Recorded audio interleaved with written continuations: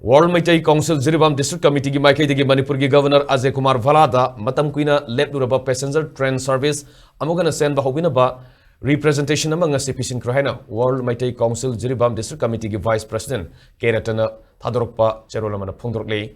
ngasi Governor da pisin ki ba representation aduda Ratana Makha Taraduna mamang degi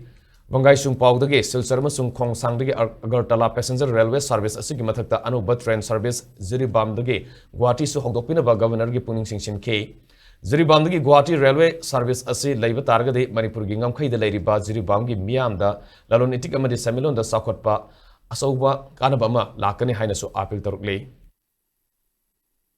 World Meitei Council Jiribam District Committee ki Maikei degi asi Governor of Manipur da representation ama pisan jakrai serola duda governor da hijack basi jiri degi amtang khongsang degi han degi selamba train services sing adu amukha na hawan biu maduna